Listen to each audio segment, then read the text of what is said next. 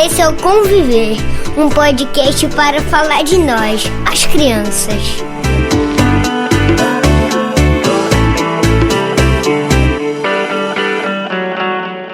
Olá, eu sou Catarina Gonçalves e esse é o Conviver, um podcast para falar da vida com as crianças.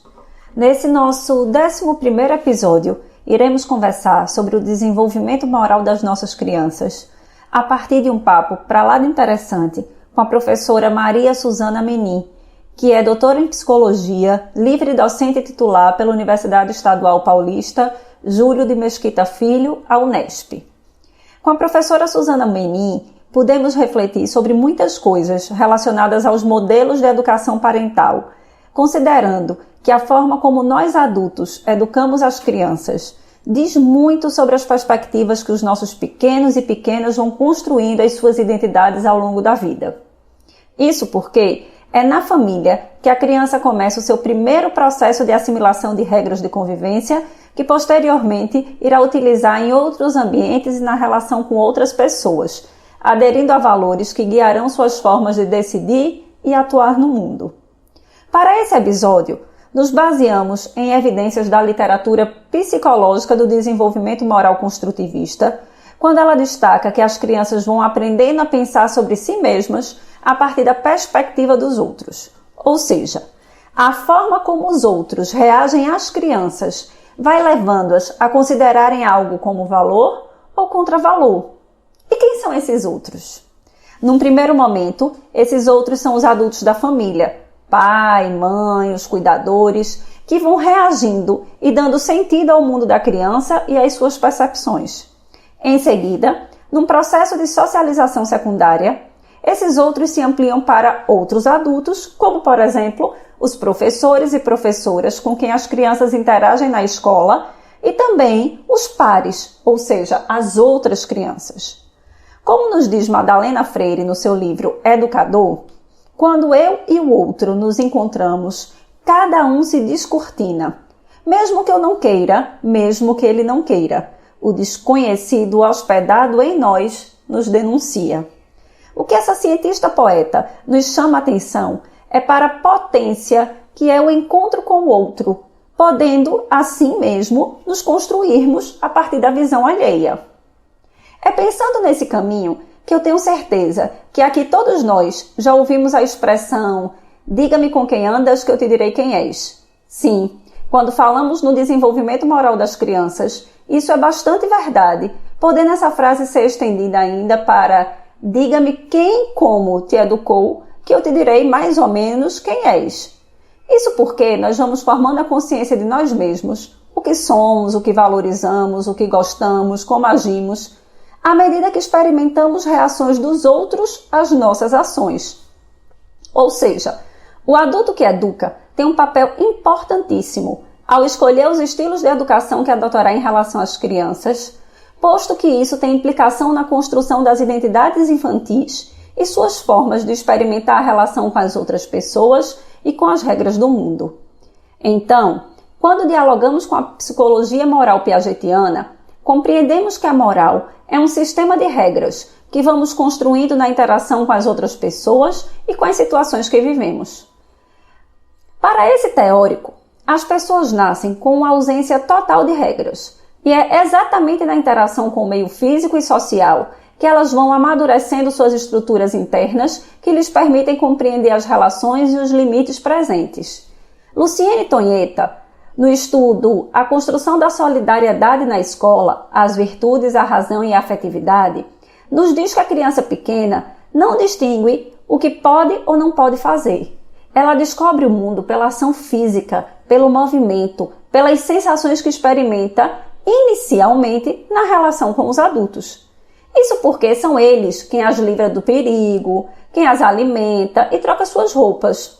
Por tais motivos, a criança vai considerar o adulto como aquele que tudo sabe, que tudo pode, a quem deve seguir sem muitos questionamentos.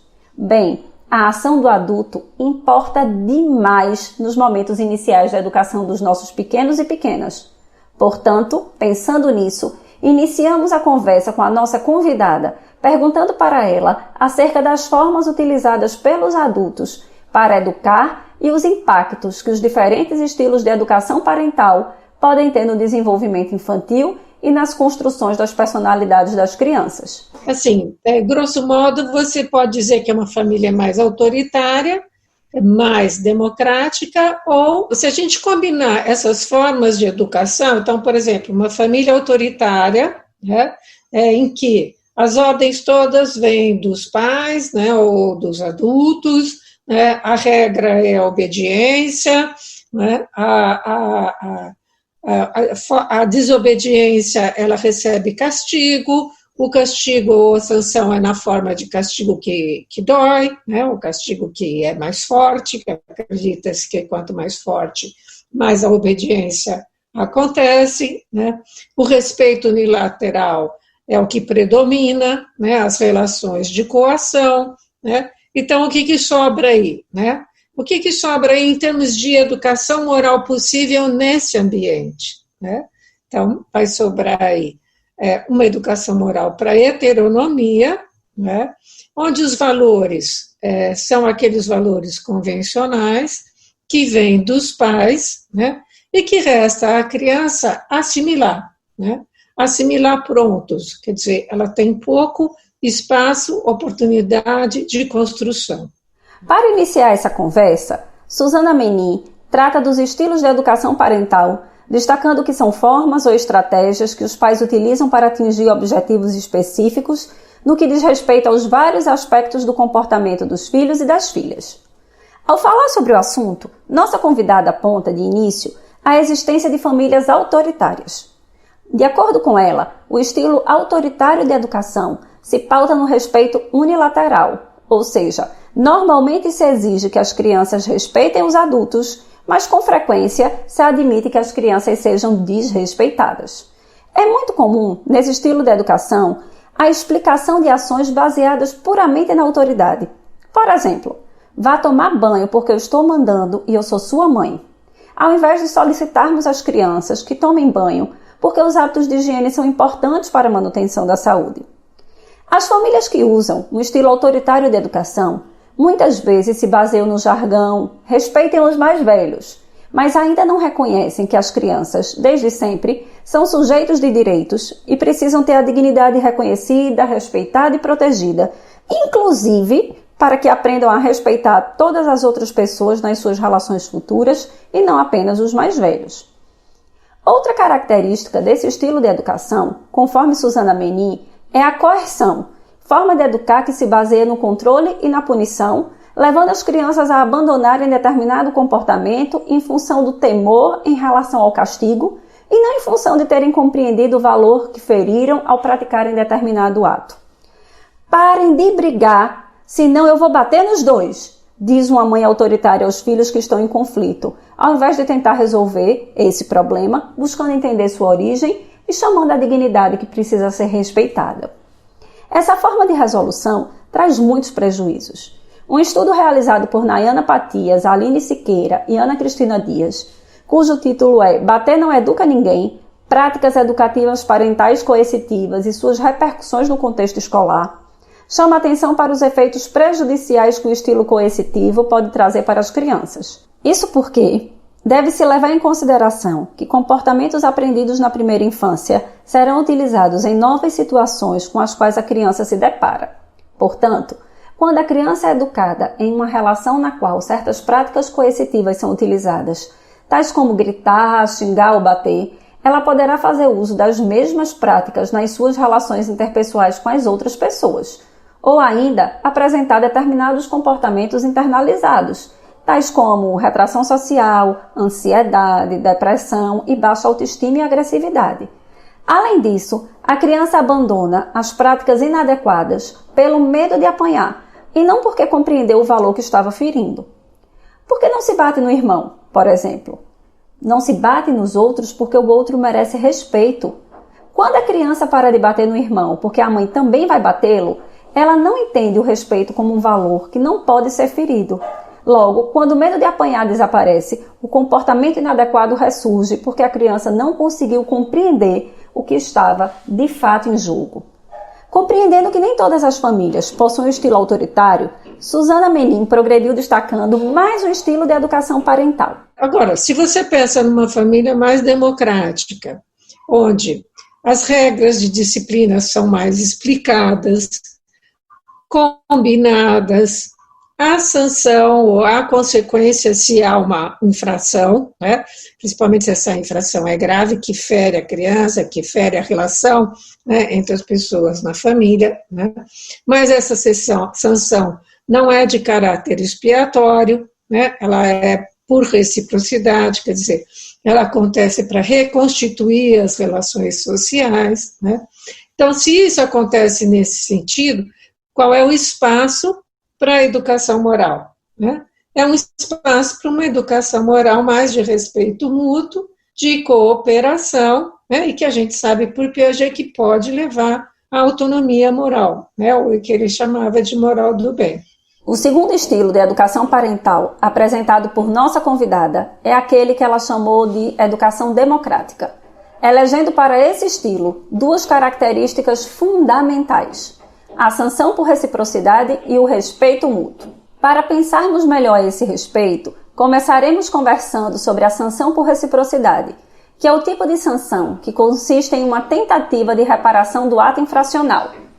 Segundo os parâmetros curriculares nacionais de ética, documento publicado pelo Ministério da Educação em 1997, essa formação de educação se baseia na adoção de sanções mais justas que promovem aprendizagem e desenvolvimento moral por guardarem alguma relação com a ação repreensível da criança.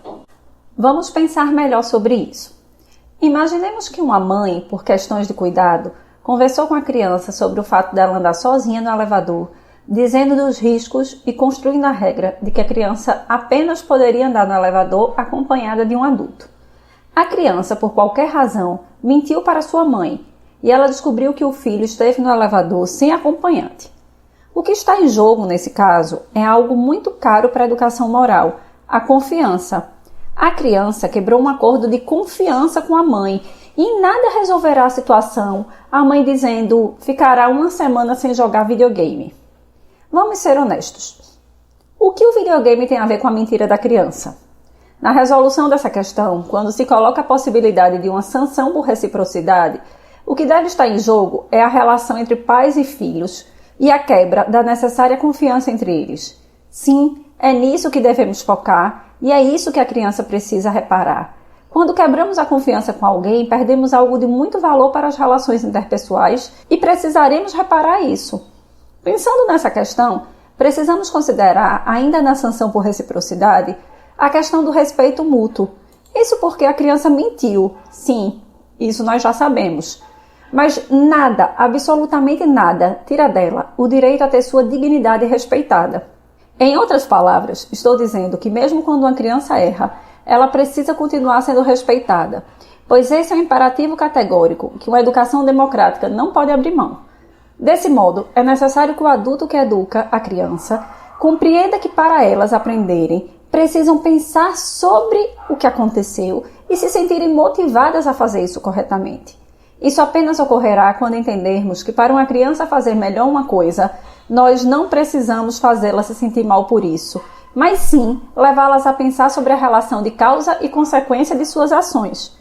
O terceiro estilo de educação, ao qual Susana Menin deu o nome de laissez-faire, ela nos disse: se você tem uma família, né, que é laissez-faire, que não tem regras, né, que tudo vale, faz cada um o que quiser, né, que é negligente, então ao mesmo tempo não é afetiva, tanto faz tudo, né, que espaço você tem para educação moral? Talvez a anomia, né, talvez você não tenha a educação moral, né, principalmente se a relação entre irmãos for esvaziada, porque às vezes os pais são assim, mas os irmãos não, né?